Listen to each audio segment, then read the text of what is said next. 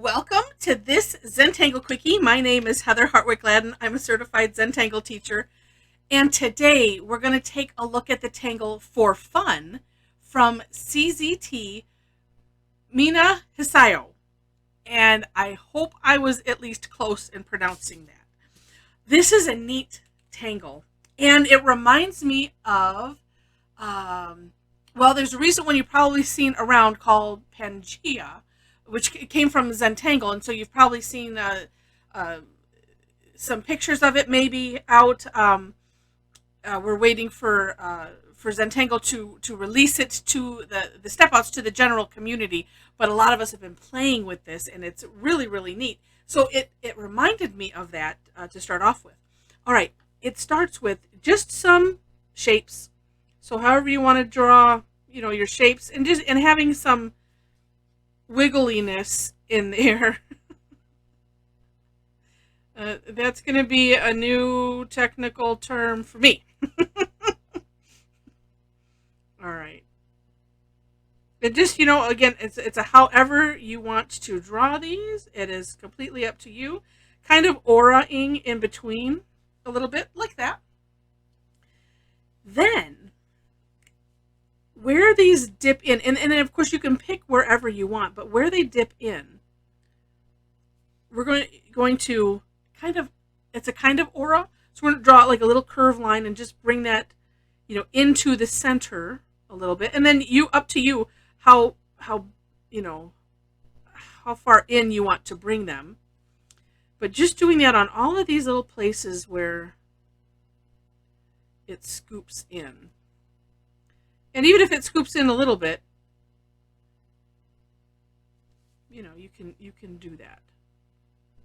I know on my step out, and I will put that will be in the description section, as well as the link to Tangle Patterns where this was found, and you'll see that. You'll see the difference. Some of mine where I had a longer scoop in, I did all of it. It doesn't turn out bad, but just one of those things to think about. I'm kind of liking right now pulling them in a little bit more and having them come not quite to a point, but a little bit, like so. And then this too, let's see, I got some over on this side too.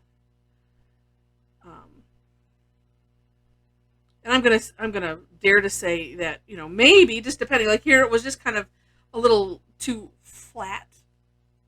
It was flat wiggly, for lack of a better way to say it. They weren't very pronounced, and so that would be up to you if you want to, do like I did here, where I added made two little bumps out of that. But so just going around every side. I'm almost thinking too. Well, and this is another up to you. When I first saw this, I thought it was something like, we'll see, and here I'm kind of making one up just because it's like, well, I kind of want to have something there, and it sort of dips down. There is a tangle, and I was just doing it not too long ago. It's a border tangle or a ribbon tangle called Gravy, and I think it was GRA -VE. I can't remember.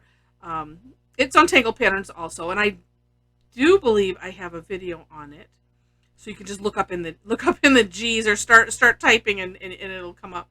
But it made me think of that when I was looking at this, and I'm wondering. Well, we'll see when it's all finished.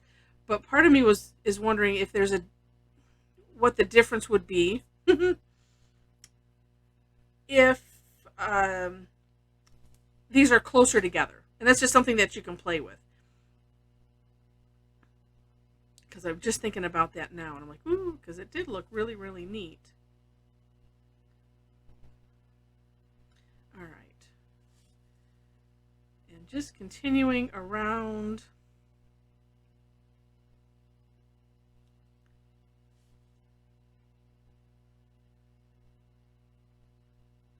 I should have made 3 bumpies. three objects. No, it looks nicer with 4. But what I might do, let me just do this so that way you don't have to sit and watch me do that, because you kind of get the point, right? And my objective in these quickie videos is indeed to make them quick. So let me hit pause really quick, and saying if you're tangling along with me, hit pause as well.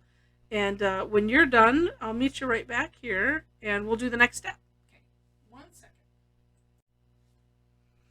All right. So, as I mentioned, you can play, with how far, in they go, how, pointed-ish that they are, and all of that. All right. The next step is, it's kind of to do the beginning part of this again, but we're not going to fill it in. So, for instance, here, I'm just coming out and going in. So it's almost, well, if you've done the Tangle Crescent Moon, you can almost think of it like that. And I do like to make these kind of merge back in. That one kind of got a little out of control.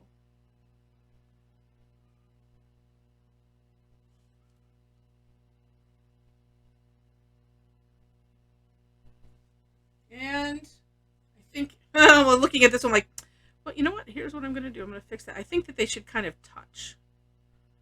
I didn't go back and look, but let's do that from here on. Although, you know what? I'm going to look really quick while I'm doing this.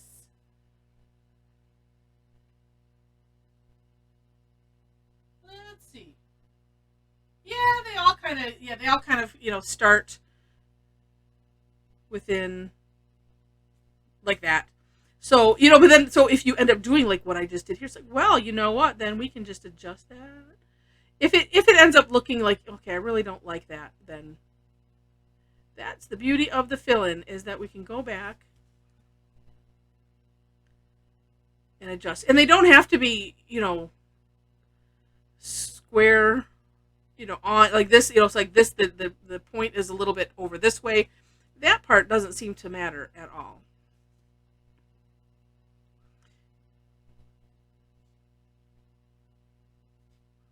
Yeah, and they can, kind of go, oh, like that one, just a little bit wild.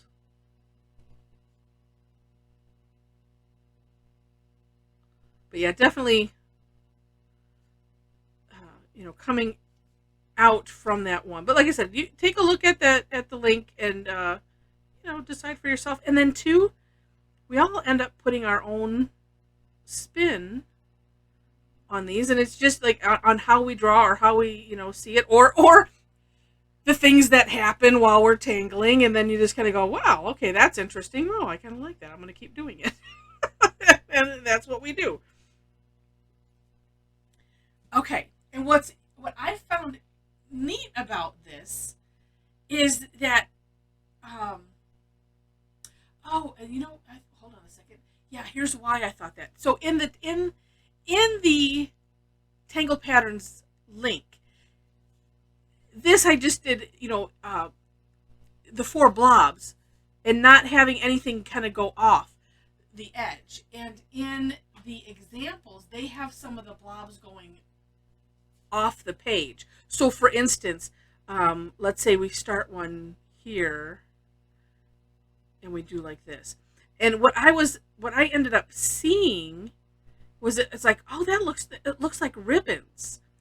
And it made me think of that Tangle Gravy, and I thought, well, it sure looks like that, and that's interesting. But it was because some of them were going off the page. Either way, I think it looks really, really cool. It really does. And then too, in the examples, and if you continue to scroll down when you're on the Tangle Patterns link, she has some different sections filled in with another tangle. So it's just the beauty of Zentangle, and you can kind of do whatever you want with it. So with that, I hope you enjoyed it. If you did, would love to have a thumbs up or a like. Feel free to share this, and if you liked it enough to see more, would love to have you be a subscriber to the channel. Subscriptions to the channel are free, and click the subscribe button, and then make sure to click the notification bell next to it so you can determine how you want to be notified, if you want to be notified at all. And I add that in because I wouldn't want to have anyone be annoyed, if you're getting a bunch of emails. Oh, that darn Heather, there she is, putting up another video, and then unsubscribe. I would hate to have that happen if I,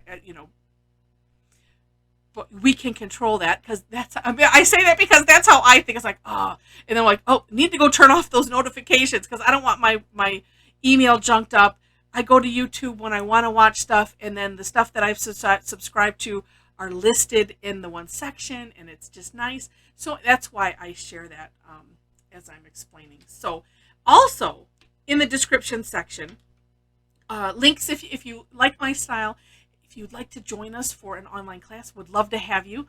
Information is on my website below. Also, we have a Facebook Tangle Addicts community where we, share the stuff that I'm sharing here, stuff from our different sessions that I have, and we just have a lot of fun on there. So would love to have you join us. We can't have too many tangling friends. And with that, thanks again for watching, and I wish you happy tangling.